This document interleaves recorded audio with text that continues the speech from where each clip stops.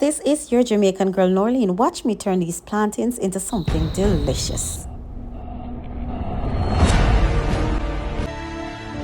Alright, family and friends, welcome to my kitchen. Welcome especially to my new subscribers. Thank you so much for joining. Please remember to subscribe to my channel, guys. Leave your comment and of course turn on your post notification so you can always be notified when I upload a video. So guys, as you can see, my done wash peel my ripe plantain, guys, and then I put them in a bowl. Next, I use my masher, guys, and I mash them, and this is how it looks.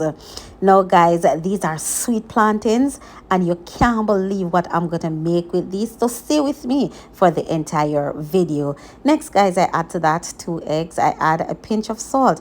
I add half cup of milk, guys. I'm using coconut milk. You can use whatever milk you want, and then I blend this nicely. Now guys, I move to add my dry ingredients. I add to that a cup of flour.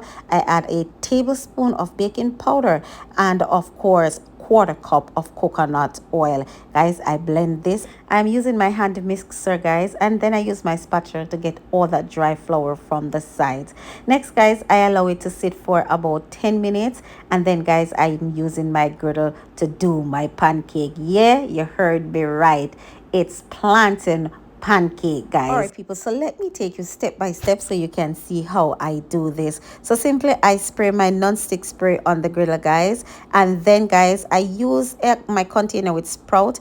I am using my measuring cup, guys, and then I had a generous amount, whatever size you want your pancakes to be, guys, then please feel free to add that amount to your griddle. Now family and friends, you know your pancakes are ready to turn over when you notice that the top of your pancake begins to cook. Then you just simple flip over. Now guys, I'm gonna just touch this so you can see how nice, soft, fluffy, and of course can't wait to dig in nice this it will be. Now guys, there it is. Look at that.